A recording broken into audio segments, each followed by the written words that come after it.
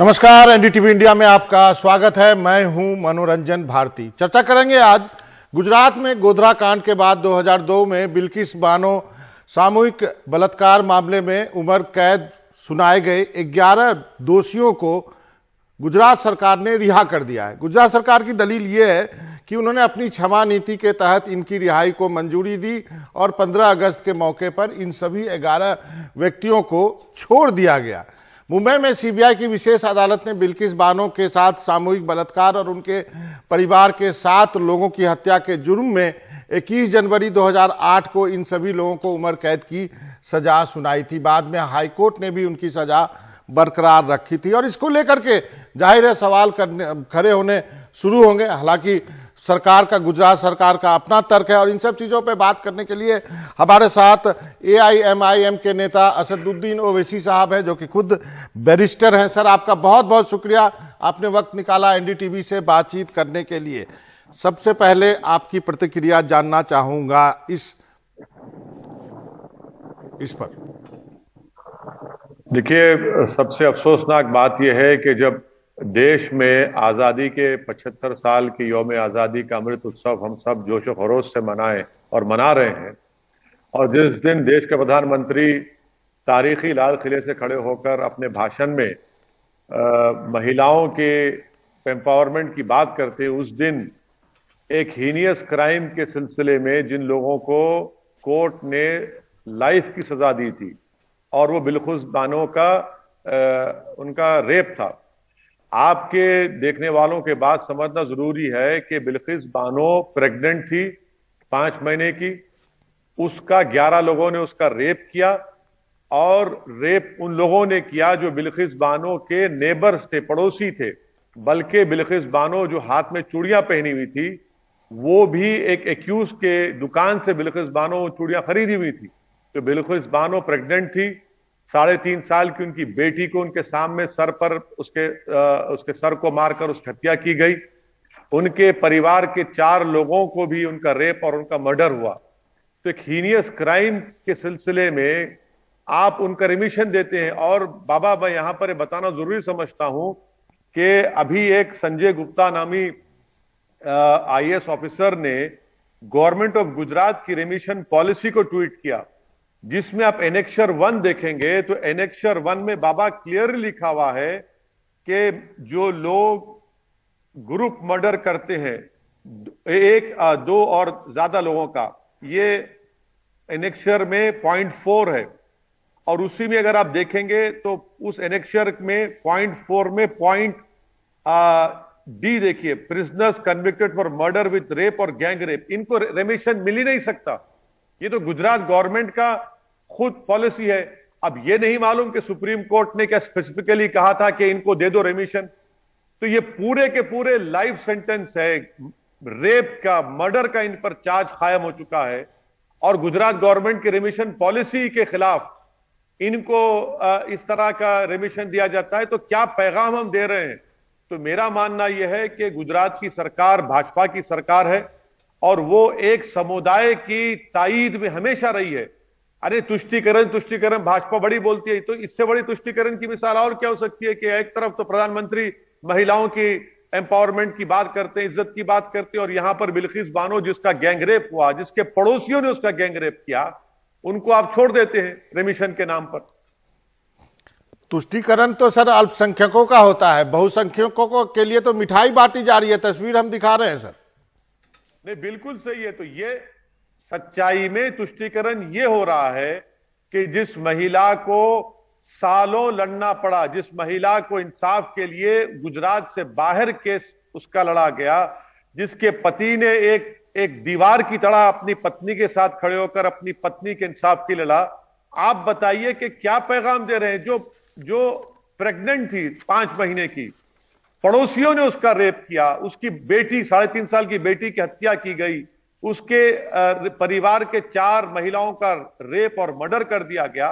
और बाबा, ये हम भूल जा रहे हैं कि उन पुलिस वालों को भी सजा हुई जो बिल्किस बानो की मदद नहीं कर रहे थे, उन डॉक्टर्स को सजा हुई जो एविडेंस को छुपा रहे थे। तो देश के प्रधानमंत्री भाजपा पूरे देश को क्या पैगाम दे रही है इससे बात साबित होती है कि वो जो बात करते हैं महिलाओं के एम्पावरमेंट की, और खास तौर से राखी के दिन एक नहीं कई मुस्लिम महिलाओं को बुला बुलाकर उनके हाथ से राखी बंधवाई गई, बुर्का पहने भी थी, सब झूठ है।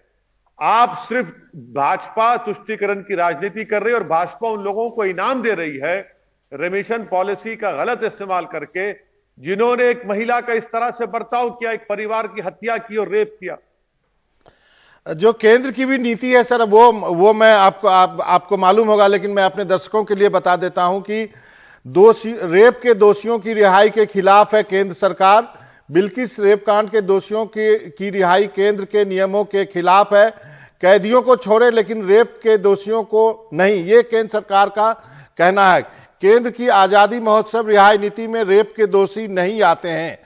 अब इसके बाद क्या आर्गुमेंट बचता है गुजरात सरकार के पास, क्योंकि गुजरात सरकार ने कहा कि मैंने राज्य की माफी नीति के तहत इनको रिहा किया है। बाबा, मैं आपके दर्शकों को ये बात बताना, एक और बात बताना जरूरी समझता हूं। ये कंसिस्टेंट बिहेवियर है भाजपा का। अजमेर बॉम्ब ब्लास्ट केस में भी आरएसएस के 2 लोगों को सजा हुई थी, उनको भी पेरोल पर छोड़ दिया गया। जब वो गुजरात जाते हैं अपने गांव को, तो उनका दूल्हों की तरह, एक शादी की बारात की तरह उनका इस्तकबाल होता है।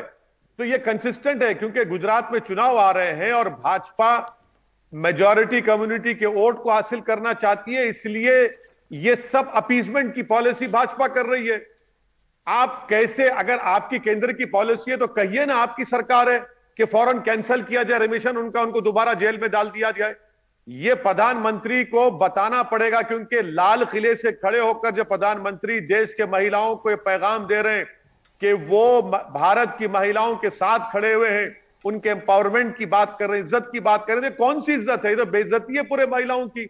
और उस महिला की जो 5 महीने की प्रेग्नेंट थी, जिसको इंसाफ उसके प्रदेश में नहीं, पड़ोसी प्रदेश में जाकर कोर्ट ने उसको इंसाफ किया, और वहां पर आप इसको इस तरह से छोड़ देते हैं लोगों को। ये गलत है, बिल्कुल जुल्म है। ये नाइंसाफी भी नहीं है, बल्कि जुल्म किया जा रहा है महिलाओं के ऊपर। लेकिन सर आप तो जानते हैं कि अब बीजेपी ने तो ये तो साफ ही कर दिया है कि वो बहुसंख्यकों की राजनीति करेंगे। आप देखिए कैबिनेट में एक भी मुस्लिम नहीं है, साफ है। अब इससे ज्यादा क्या हो सकता है? नहीं बाबा, वो मंत्री ना बनाए, मुझे उसकी इतनी तकलीफ नहीं है। तकलीफ इस बात की है कि एक पीड़ित महिला को, जो प्रेग्नेंट थी, 3.5 साल की बेटी को उसके सामने कत्ल कर दिया गया, और पड़ोसियों ने किया बाबा। बल्कि एक एक्यूज को तो उसकी दुकान से उसने चूड़ियां खरीदी थी। बीजेपी किसी मुसलमान को मंत्री ना बनाए, मगर जिस मुसलमान महिला की रेप किया जा रहा है उसके खातियों को तो रेमिशन के नाम पर ना छोड़े ना। गुजरात की रेमिशन पॉलिसी के आप खिलाफ डिसीजन लेते हैं, केंद्र की रेमिशन पॉलिसी के खिलाफ लेते हैं। क्यों लेते हैं? क्योंकि आपको गुजरात का इलेक्शन जीतना है, आपको वोट चाहिए। आप एक बायस थे एक समुदाय के लिए, इसीलिए आप इस तरह का फैसला लेते हैं। अगर बाबा एक बात बताइए, महाराष्ट्र में भी एक महिला है जिनको 93 के सीरियल बॉम्ब ब्लास्ट में रुबीना मेमन उनका नाम है। क्या एकनाथ शिंदे की और देवेंद्र फडणवीस की सरकार कमीशन बनाकर छोड़ देगी रुबीना मेमन को? गाड़ी तो उसके नाम पे नहीं थी, वो 17 साल से जेल में है। बाबा, क्या गोधरा के लोग जेल में उनको छोड़ेंगे? क्या वडोदरा सीरियल ब्लास्ट के लोग 14 साल से जेल में छोड़ेंगे उनको आप? आखिर ये पॉलिसी कब तक चलेगी भाजपा की? आप सरासर ये बता रहे हैं कि जहां पर लफ्ज मुसलमान आएगा आप कुछ इंसाफ नहीं करेंगे। आप सिर्फ एक ही समुदाय से के इंसाफ की, क्लेमेंसी की, रेमिशन की बात करेंगे, और वो भी रेमिशन आपके होम मिनिस्ट्री के उसूलों के खिलाफ है। उसके खिलाफ आपने डिसीजन लिया। ये तो अब क्या इसका कोई कानूनी उपाय बचता है, या फिर हम समझें कि अब ये रिहा हो गए तो अब ये रिहा रहेंगे?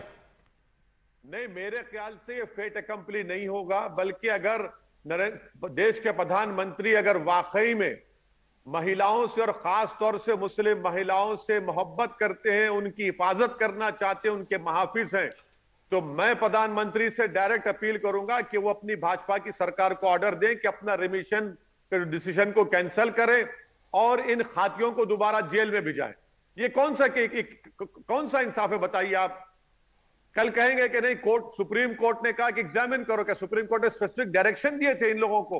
क्या आप सुप्रीम कोर्ट को नहीं बता सकते थे कि गुजरात सरकार की रेमिशन पॉलिसी के खिलाफ है, कि जिन्होंने गैंगरेप करके मर्डर किया, जिसने कॉन्स्पिरेसी की, आप बता सकते थे। आपकी रेमिशन कमेटी खुद अपने ही सरकार के उन प्रिंसिपल और होम मिनिस्ट्री के गाइडलाइंस के खिलाफ जाकर डिसीजन लेती है, तो उसको कैंसिल करना चाहिए, इनके रेमिशन को, इनको दोबारा जेल को भिजाना चाहिए वापस। नहीं ओबीसी साहब, आप आइडियल सिचुएशन की बात कर रहे हैं कि केंद्र सरकार को, राज्य सरकार को कहना चाहिए, राज्य सरकार, ये सब तो हुआ नहीं, मतलब राज्य सरकार ने किया नहीं। क्या कोई कानूनी पहलू भी बचता है? क्या सुप्रीम कोर्ट का दरवाजा खटखटाया जा सकता है? क्या कहीं और जाया जा सकता है? बाबा, वो गालिब का शेर है ना कि कौन जिया तेरे जुल्फ के सहर होने तक, हम खाक हो जाएंगे तुमको खबर होने तक। जाना चाहिए, बल्कि अब मगर अरे भाई, ये आप ओपन वायलेशन कर रहे हैं। देखिए बाबा, इनकी पॉलिसी है घर तोड़ दो बगैर नोटिस के, कोर्ट को जाओ। खातियों को छोड़ देंगे क्योंकि रेमिशन की पॉलिसी के खिलाफ डिसीजन, आप कोर्ट को जाओ। अरे भाई, उस महिला पर क्या गुजर रही होगी जिनको आपने छोड़कर उनका इस्तकबाल फूल और मिठाई से कर रहे हैं। आप याद रखिए, ये छोटा क्राइम नहीं था, हीनियस क्राइम था। ये पड़ोसी थे बिल्किस बानो के, जो जानते हुए बिल्किस बानो को उसका रेप किया, उसकी बेटी को हत्या किया, और आप उनको निकाल रहे हैं। पूरे देश में क्या मैसेजिंग हो रही है कि भाजपा उन लोगों को छोड़ देती है जिसके लिए उनका वोट चाहिए, और उनको नहीं छोड़ेगी जिनकी वोट की जरूरत नहीं है। इंसाफ तो खत्म हो गया ना इस पर। इंसाफ की तो बलि लगा दी गई। नहीं तो वही तो मैं जानना चाह रहा हूं आपसे कि ये मामला यहीं खत्म हो जाएगा या फिर इसका कोई उपाय है? क्या कोई आप कुछ ओपिनियन बिल्ड करने की कोशिश करेंगे? क्या रास्ता है आगे? नहीं, देश की जनता देख रही है कि प्रधानमंत्री बोलते कुछ है, भाषण तो बड़ा अच्छा देते हैं, मगर प्रैक्टिकली उस पर इंप्लीमेंट नहीं करते। वो सिर्फ अल्फाज इस्तेमाल करते हैं, उनके अल्फाज की अहमियत नहीं है। अगर देश का प्रधानमंत्री कह रहे हैं तो गुजरात की सरकार कैसे उनके खिलाफ जा सकती है? क्या देश के प्रधानमंत्री ये कहना चाह रहे हैं कि हाँ, ये बिल्किस बानो का वाकया उस वक्त हुआ जब मैं मुख्यमंत्री था, इसलिए आज उसकी मुझे फिक्र नहीं है? देश की जनता देख रही है, हम देश की जनता की अदालत में लेकर जाएंगे। और ऐसे कई रेप के विक्टिम, देखिए याद रखिए, भारत में दिन में कई रेप होते हैं महिलाओं के। आप उनको क्या मैसेज कर रहे हैं? क्या उनको पैगाम दे रहे हैं कि कोर्ट सजा भी दे दे तुम्हारे रेप करने वाले को तो सरकार उनको बाद में छोड़ देगी 7-8 साल के बाद, 6-7 साल के बाद? तो 6-7 साल के बाद क्या आप ये कहना चाह रहे हैं कि जो रेप की विक्टिम है उसका गम, उसकी तकलीफ खत्म हो जाती? नहीं होती है। ये तो जिंदगी भर की तकलीफ है। बल्कि जिस बहादुरी से बिल्किस बानो और उनके हस्बैंड ने इंसाफ की लड़ाई लड़ी, उसको तो हमको सराहना चाहिए। बल्कि आज आप उनको छोड़ रहे हैं। क्या ये बिल्कुल ही एक जुल्म पे जुल्म है। ये तो एक अंतिम का सवाल है ओबीसी साहब, आपने कहा कि गुजरात चुनाव को देखते हुए ऐसा किया जा रहा है। गुजरात प्रधानमंत्री का स्टेट है, होम मिनिस्टर का स्टेट है, तो आपको क्या लगता है इससे क्या पॉलिटिकली गेन क्या हो सकता है? बिल्कुल पॉलिटिकली बहुत बड़ा फायदा होगा प्रधानमंत्री को। माया कोडनानी क्या जेल में है? जेल के बाहर है माया कोडनानी। वो मंत्री थी मोदी जी के जब मुख्यमंत्री थे।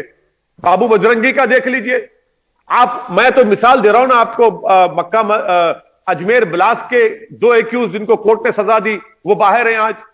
अरे भाई बताइए, हीनियस क्राइम करने वाले रेमिशन पर निकल जाते हैं, और जो लोग कुछ नहीं करते यूएपीए में सड़ रहे हैं, 2-2 साल से सड़ रहे हैं, उनका कोई पुरसान हाल नहीं है। जी सही कहा आपने ओवैसी साहब, आपका बहुत बहुत शुक्रिया, आपने वक्त निकाला एनडीटीवी से बातचीत करने के लिए। धन्यवाद सर। शुक्रिया बाबा, थैंक यू।